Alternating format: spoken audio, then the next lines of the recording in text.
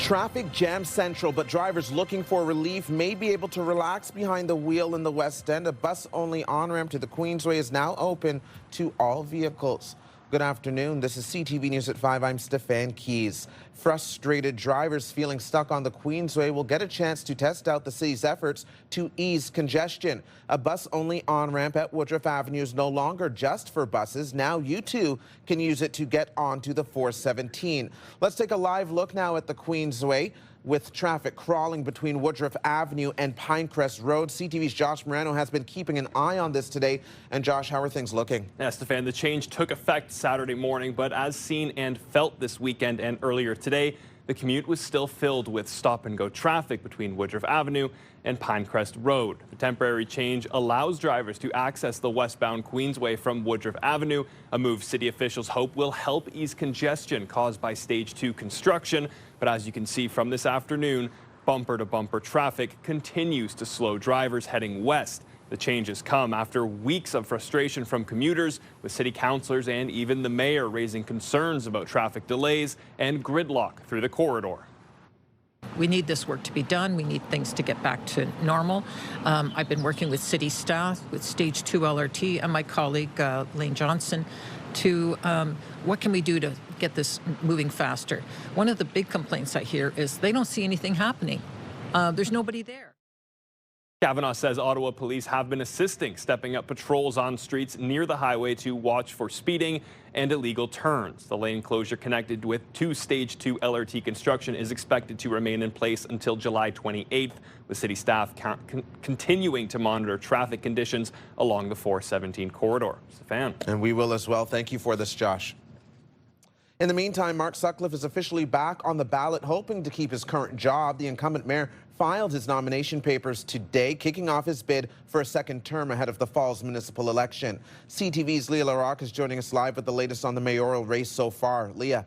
Stefan, Mark Sutcliffe says he wants to focus on housing, transit, affordability, and public safety. Those are issues that dominate and will continue to dominate debate at City Hall. He says there is still work to do, but now it's going to be up to voters to give him that chance. This is Mark Sutcliffe walking into the election office today. He then inked his name on paperwork to officially enter the race for the top elected job at City Hall. During his term as mayor, he promised to keep taxes low, raising them no more than 3.9%. He opened a police station in the Byward Market, got Lansdowne 2.0 with the new arena passed at City Hall, but transit continues to be the biggest challenge. Everything about the transit file has been extremely challenging, and these are decisions that this term of council inherited. There were a lot of decisions that were made by previous terms of council, and those of us who joined in 2022 have been cleaning that up. It's very frustrating. I deal with it every single day. I spend more time on transit than any other file. Candidates have until August 27th to register, and voters go to the polls on October 28th. Now, other candidates right now in the race for mayor include Councillor Jeff Leeper, housing developer Alex Lawson, and economist Neil Saravanamuttu. We reached out to all of those candidates, and they all welcomed Mayor Mark Sutcliffe into the race. Stefan. CTV's Leah LaRocque with the latest on this for us. Thank you, Leah. With summer quickly approaching, first responders are reiterating the importance of proper water safety measures. Ottawa Fire, police, paramedics, and public health officials all coming together for a news conference at Britannia Beach this afternoon. They say water rescue calls are frequent, especially over the spring and summer months, with Ottawa Fire crews responding to nearly 250 water rescue calls last year alone. Officials say the three biggest things to keep in mind: bringing the proper equipment, understanding the area and its currents, and of course, wearing a well-fitted life jacket. It's important not to boat or swim or paddleboard or all these things alone. It's also important that we make someone aware that we're going out on the water and what time they could expect us to come back. We encourage people to think of their life jacket like a seatbelt in a car. Do you think that you would drive down the road with the seatbelt unbuckled, ready to put it on if you were going to get into a collision? You simply wouldn't have time. Already this spring, crews have been unfortunately busy with water rescue calls. Earlier this month, a 2-year-old fell into the Ottawa River and drowned. A Castleman food truck owner is speaking out after she says she's had nothing but issues and the company she bought it from won't help. Risa Daig runs smash and grab with her daughter since picking up the truck last year. She says water has leaked through the roof and electrical panel. The fire suppression system went off for no reason, and she had to replace defective equipment and recalibrate gas lines. She said it cost thousands of dollars over and above what she paid for the truck, and says the company has stopped replying to her. What I would like to see is for them to take some accountability and responsibility and pay me. Pay me for what I had to buy that you promised was going to be installed. So I didn't do enough of my due diligence because I trusted them. I trusted what they advertised and I trusted what they said to me, and so that's on me. But it doesn't mean it's okay. When asked for an interview or written response to the allegations, Food Truck Canada first said, "Sorry, we're not interested." Then in a follow-up wrote, "We are the most reviewed food truck manufacturer in Canada with several locations across Canada. We have way more positive reviews than negative ones." CHEO and the Queensway Carleton Hospital are teaming up to improve access to surgeries for kids and youth and reduce wait times. Starting today, some lower complexity day surgeries for kids will take place at Queensway Carleton Hospital. CHEO surgeons will be working with the QCH surgical team to make this happen. It's part of a program that launched in 2024, which now includes 6 hospitals across the region working with CHEO. This is part of making sure that every kid gets their surgery as quickly as possible, and CHEO's doing more surgeries than ever of the most specialized kinds of surgery. They're reaching out to expand their capacity to serve children in the region, so our hospital was happy to jump in and help. The program has already led to hundreds of surgeries for kids performed outside of the Children's Hospital. And the countdown to the annual CHEO Telethon on CTV is now officially on. 3, 2, 1. This is a look at last year's telethon here in our downtown CTV News studios. This year's CHEO Telethon kicks off today with the online campaign. You can visit the CHEO Foundation website to donate and meet 6 remarkable children and youth who access a variety of clinics and care teams at CHEO, the CHEO Research Institute and Roger Nielsen Children's Hospice. The telethon airs right here on CTV News on Saturday, June 6th. More than 80 community and social services workers walked off the job in Renfrew today, demanding better pay from the provincial government. My community living is under attack. What do we do? Stand up, fight back. Workers at Community Living Renfrew County South took to the picket line along Raglan Street this morning, saying they are still feeling the impact of Bill 124, which capped public sector wage increases at 1%. It's part of a province-wide strike which saw 4,500 employees take job action. Community Living in Renfrew provides day programs and community housing supports for people living with disabilities, services that have been halted due to the strike. Alex is autistic, so he's verbal most of the time. It's very hard to get stuff out of him. But these ladies, they can get it. They work with him. Without this day program, Alex will regress. He will stop talking altogether. Families say they are in support of workers picketing for a retroactive 6.5% wage increase. The province says it expects service providers to have contingency plans in place to protect residents and ensure care isn't disrupted. OC Transpo is already running a multi-million-dollar budget deficit this year due to low ridership.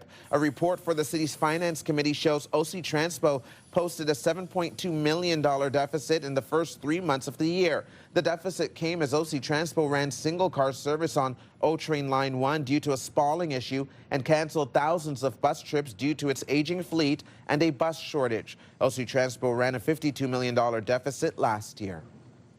Ottawa's new Central Library project needs an additional $18.5 million in funding as construction continues to drag on.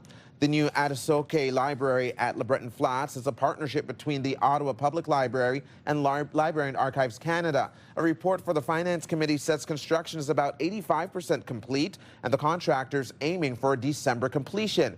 That would be 12 months behind schedule. The city is being asked to pay another $11.5 million for the project, with Library and Archives Canada covering the rest. Coming up on CTV News at 5, the city is looking to make improvements to a couple of areas in which people access the Bayard Market and downtown. CFRA's Christy Cameron will be here to talk about the proposed plan and share some reaction. And right now it's time for our first look at the forecast. We are seeing a current temperature of 21 degrees. There are a few clouds in the sky, but the sun did come out relatively well this afternoon. Across the region, temperatures are hovering around the same mark. It's a little cooler in Kingston and Trenton. Kingston sitting at 15 degrees under sunny sky. Trenton 19 degrees, but Cornwall, Brockville, Bancroft 20 degrees in Cornwall and Brockville, 23 in Bancroft, 22 in Pembroke, so slightly warmer than us here in the capital. But taking a look at Mont Tremblant, if you're looking to get away for the week, 20 degrees there. Petawawa sitting at 22. And here's what else you need to know. You can visit the Canadian Museum of Nature for free Thursday evenings from 5 until 8 p.m. Tickets are still required, even though they are free. Be aware there will be an admission fee to most special exhibitions and activities. Here's a live check on traffic right now. Taking a look at O'Connor, things are flowing well in both directions, similar to Nicholas and Riverside. Parkdale is moving well at this time, as is Bayswater. Bronson also looking good, so seeming to be eased. But again, keep in mind around Pinecrest, you will still see some slowdowns with the construction. We'll be right back. Our popular Team of the Week segment is back. If you want to be a part of our Myers Automotive Group Team of the Week, upload your video to ctvnewsottawa.ca. The City of Ottawa is looking to improve lighting, public safety, and pedestrian movement in two main access points to the Bayard Market and the downtown area. One of those points includes the Rideau LRT station and Rideau Street area. The other is the Rideau Sussex underpass. Today's radio question of the day is asking, what would make you spend more time in downtown Ottawa? Yeah, if you want to get people downtown, get rid of all the cost of parking. Have free parking. I mean, I know the City of Ottawa wouldn't like it, but I mean, every time you go, you got to worry about paying, and then are you getting back in time before you get a ticket? Christy Cameron is here with more. And Christy, I want to hear your thoughts on this. Obviously, we already spend quite a bit of time downtown, but we see everything. Pedestrian spaces, better access, and lighting. Sure, these things are all good, but to be blunt, in my opinion, they're pretty cosmetic. I like what that caller was saying. Now, I'm not actually vouching for free parking, though interestingly enough, I had a downtown councillor on the show, Stephanie Plante, who represents the Bayard Market, and surprisingly, she told me she'd be open to a pilot project, maybe looking at this, like making parking free 1 day a week. That took me aback. I did not expect that. My number one thing is getting here. Transportation, whether you're driving or taking transit, you have to make it accessible. If people drive when they get here, they find it hard to find parking.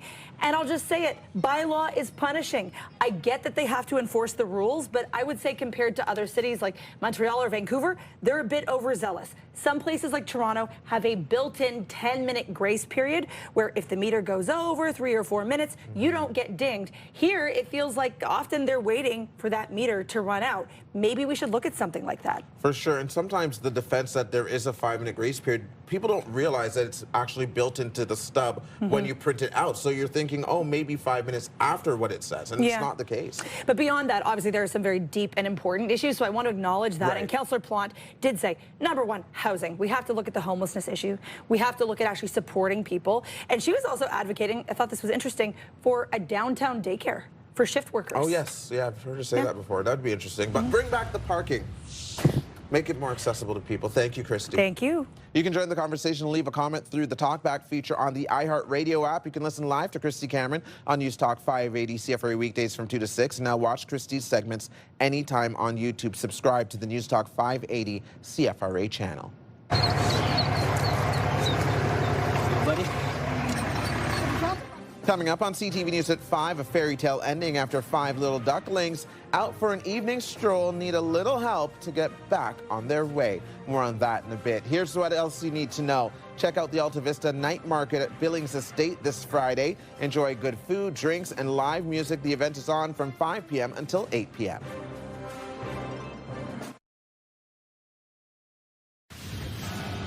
Coming up tonight on CTV after the 6 o'clock news, E-Talk starts at 7, The Big Bang Theory at 7:30, followed by another episode of The Big Bang Theory. Hockey Fanatics starts at 8:30, Battle of the Generations at 9, and The Rookie at 10.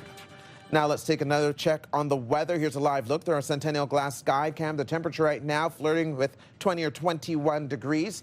And as we take a look at our satellite radar picture, you can see some of the clouds we saw earlier today moving out of our region, headed east. And as we continue to take a look at temperatures around the region, clear skies overnight, 12 degrees. We're expecting sunny skies tomorrow, 28 degrees. So prepare for that. Maybe slather on some sunscreen for the kids at recess as well. Taking a look in the valley overnight, a few clouds expected there, a low of 10 degrees. Sunny tomorrow, a high of 27. Tomorrow you might experience some winds to help cool you down coming in from the southwest, gusting between 20 kilometers per hour. A few clouds overnight along the Seaway. 13 degrees for the low, sunny tomorrow, and 24 degrees for the daytime high. So cooler than what we're going to see here in the capital and in the valley. Taking a look at our 5-day forecast right now. Again, enjoy tomorrow. Lots of sunshine in store for your Tuesday. Overnight will be fairly comfortable as well. 16 degrees for that overnight low. Wednesday, middle of the week, 30% chance of showers, 24 degrees for the daytime high, 11 degrees for the overnight low. The sun will return on Thursday with a high of 22. Friday, there's a slight chance we could see some rain leading into the weekend, 20 degrees for that daytime high. Slightly cooler on Saturday for now, 19 degrees for the high, again with a 30% chance of showers. Weather is brought to you by Manotick Tree, complete tree care from start to stump. We could not be more excited about returning back. Coming up for us here on CTV News at 5, a major golf tournament is coming to the National Capital Region next summer. We'll have details on that in just a few minutes. Also, here's what you need to know. The Ottawa Red Blacks play a preseason game this Friday against the Montreal Alouettes. The game is at home at TD Place Stadium. Kickoff is at 7 p.m. Visit the team's website for tickets. If you need gas this evening, one of today's cheapest gas prices can be found at the Ultramar station on St. Joseph Boulevard in Orleans. Regular gas there tonight is going for 177.3 cents a liter. Here's another live check on traffic. The 417 is seeing some slowdowns between Island Park and Pinecrest. Eastbound is slow from Bayshore to Greenbank, also from Riverside to Innis. If you're headed out to Orleans, the 174 eastbound is seeing moderate to heavy volumes of traffic between the Split and Montreal Road. There is a crash at the Split. We don't think that's clear just yet, so just keep that in mind if you're headed out. You're watching CTV News at 5. Get the latest live local breaking news. Sign up now for our morning and evening CTV News Ottawa newsletter. The best local content from CTV News, Your Morning Ottawa, and News Talk 580 CFRA. Get it all in one place. Sign up now at ctvnewsottawa.ca. The CTV News Ottawa newsletter is brought to you in part by CAA Business.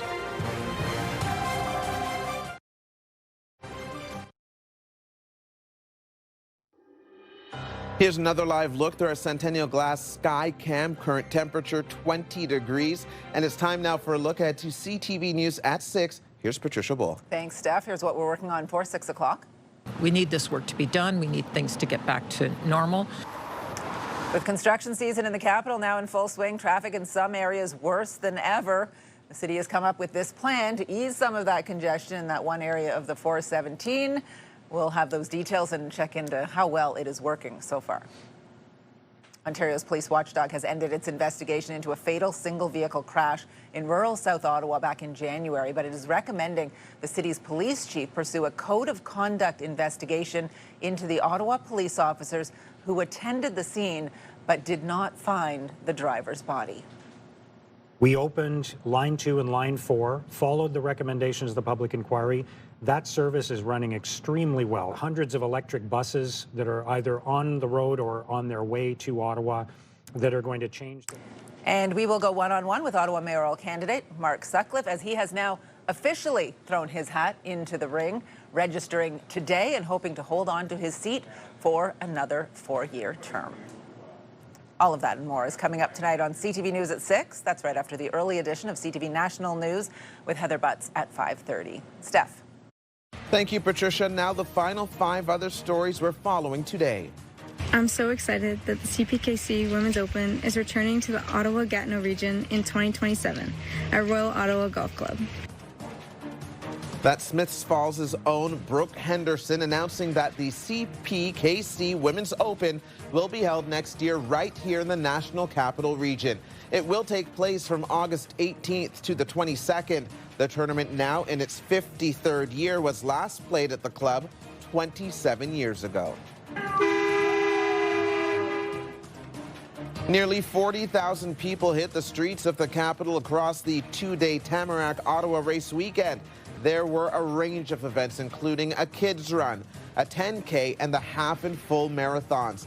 Hundreds of spectators, thousands even, lined the routes to cheer on the runners along the way. Race weekend attracts participants from all over the world, from elite athletes to novice runners partaking in an organized race for the first time. The whole world is fighting about it, and it is in Ottawa, Canada.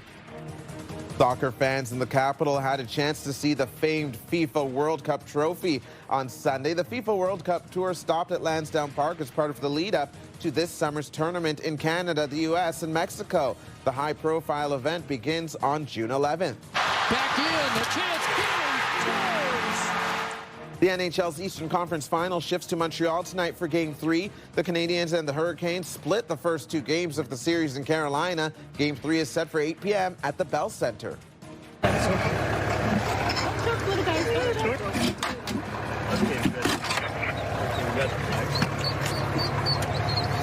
Take a look at that. 5 ducklings have been reunited with their mother after being rescued from a sewer in Orleans around 6:30 last night. Firefighters were called to Larcastle Circle, where the ducklings had fallen into a catch basin. They were able to scoop the ducklings out. A resident followed the mother to a few streets over, and the 5 ducklings were reunited with the family. Happy ending. That is CTV News at 5. I'm Stefan Keys. Be sure to join Patricia Bull for CTV News at 6. The early edition of CTV National starts right now. Thanks for watching.